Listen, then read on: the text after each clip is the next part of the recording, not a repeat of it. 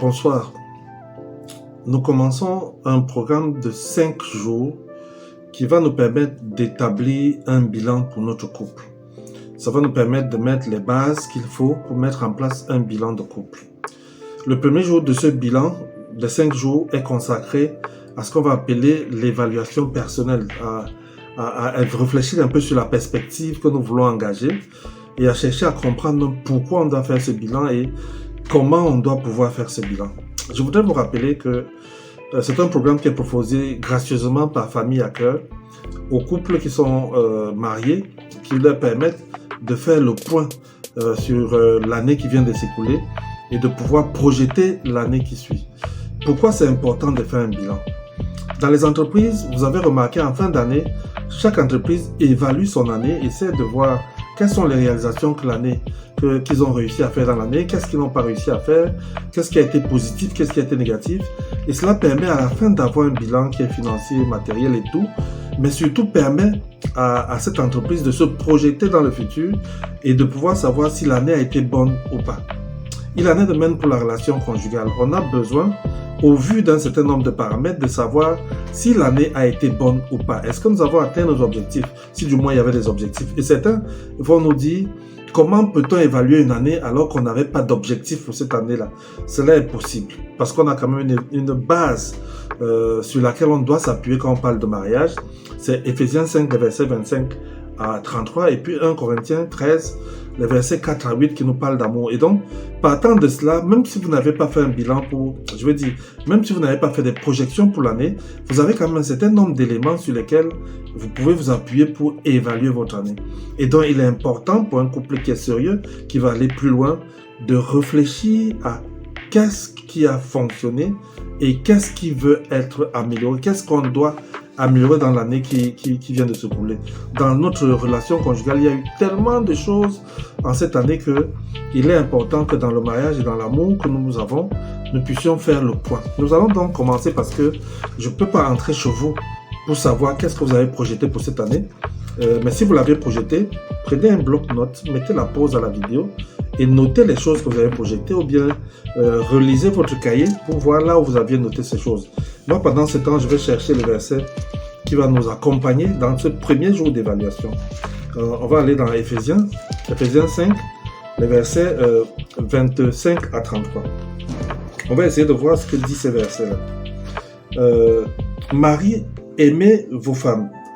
Ephésiens 5, verset 25 à 33.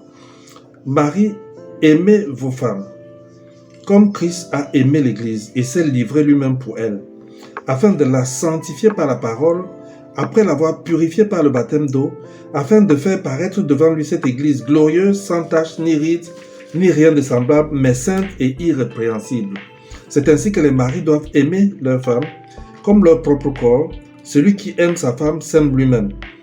Car jamais personne n'a haï sa propre chair, mais il la nourrit et en prend soin comme Christ le fait pour l'Église. Parce que nous sommes membres de son corps, et c'est pourquoi l'homme quittera son père et sa mère, s'attachera à sa femme, et les deux deviendront une seule chair. C'est ce mystère est grand, je le dis, par rapport à Christ. Du reste, que chacun de vous aime sa femme comme lui-même, et que chaque femme respecte son mari. Si on revient au début, au verset 22, nous allons voir, femmes, soyez soumises à vos maris comme au Seigneur, car le mari est le chef de la femme, comme Christ est le chef de l'Église, qui est son corps et dont il est le Seigneur, dont il est le Sauveur, pardon.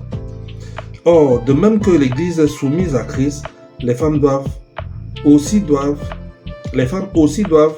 l'être à leur mari en toutes choses.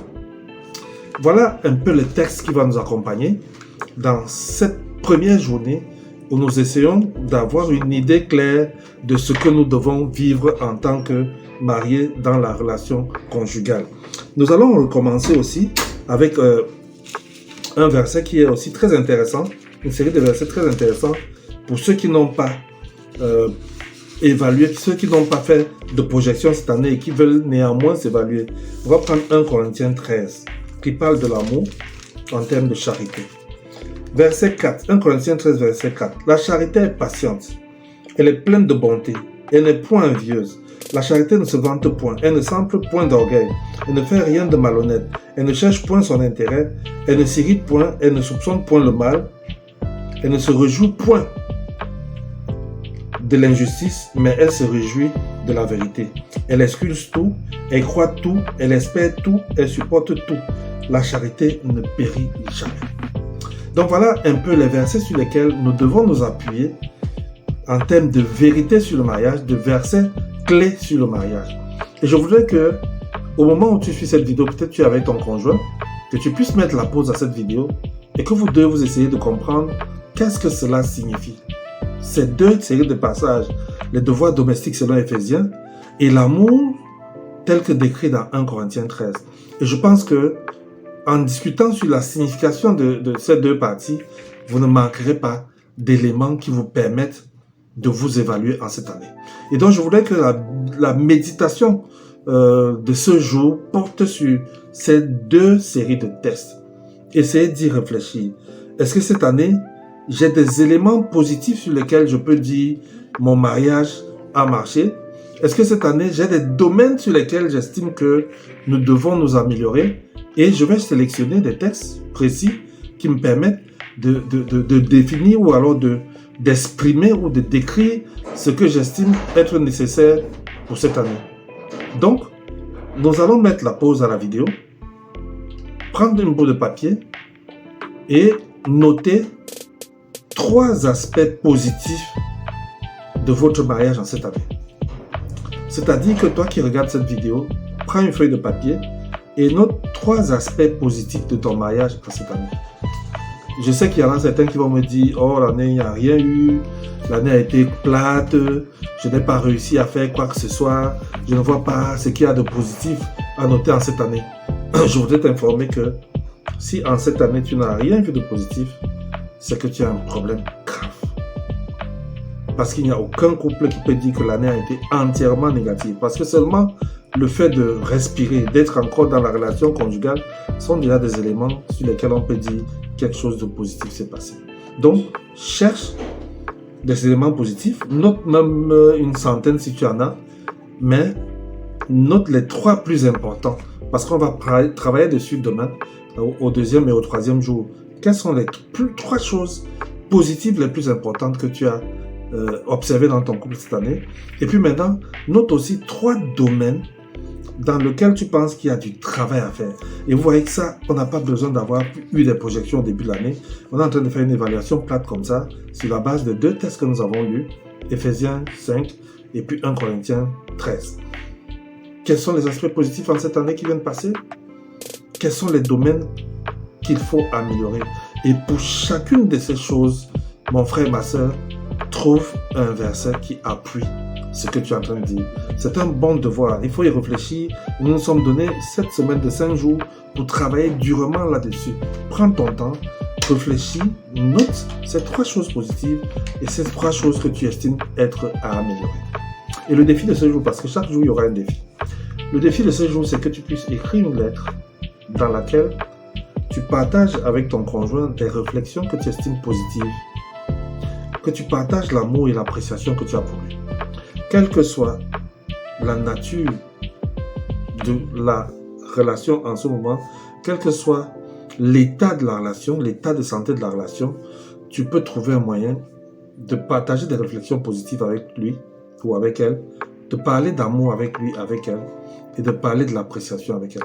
Donc, c'est 3 petites choses que je veux, parce qu'aujourd'hui, on parle beaucoup du chiffre 3, c'est 3 petites choses que je veux que tu fasses comme défi du jour. Prends une feuille de papier, rédiger cela, mes réflexions positives par rapport à notre mariage, l'amour et l'appréciation, pas de choses négatives, écris-lui pour lui dire, je pense, j'ai trouvé cette année ainsi, j'ai trouvé que nous avons bien fait ceci, voilà l'amour que j'ai ou que tu as, ainsi de suite, mais quelque chose de positif, rédige quelque chose de positif. Maintenant, si vous suivez ce challenge en couple, je vous demande de planifier ce week-end une soirée romantique sans distraction au cours de laquelle vous allez partager vos lettres et vous allez discuter des aspirations que vous avez pour votre relation au vu des 2 lettres que vous aurez, parce que vous aurez 2 lettres. Pourquoi vous aurez 2 lettres? Vous aurez 2 lettres parce que monsieur aura écrit sa lettre, madame aura écrit la sienne, et donc autour d'un dîner, autour d'un partage, vous pourrez regarder ce que l'autre a dit, ce que chacun a dit, et c'est la première journée de notre évaluation. Je voudrais que cette première vidéo te parvienne et que tu te souviennes que nous commençons 5 jours sur le bilan de couple. Le premier jour porte sur cette réflexion sur qu'est-ce qui a été positif, quels sont les domaines qu'il y a à travailler et quels sont les versets qui accompagnent mes observations. Défi du jour, rédige une lettre dans laquelle tu partages tes aspirations positives, tes réflexions positives par rapport à cette année, sur l'amour, sur l'affection, sur l'appréciation. Et puis, en couple, cherchez un petit budget, sortez, mettez-vous dans un endroit calme, agréable, et puis essayez de lire vos 2 lettres. Donc voilà ce que nous devions partager aujourd'hui. Nous nous sommes dit la vidéo ne doit pas mettre beaucoup de temps parce qu'elle doit être une vidéo pratique. Que Dieu vous bénisse et qu'il vous donne le courage d'aller jusqu'au bout. La série ne fait que commencer, donc vous pouvez encore inviter les gens dans notre groupe pour nous rejoindre. Elle ne fait que commencer. Et nous vous attendons nombreux demain. Nous allons prendre des dispositions techniques aujourd'hui pour que demain se passe dans de meilleures conditions. Que Dieu vous bénisse. C'était un programme offert par Famille à Cœur.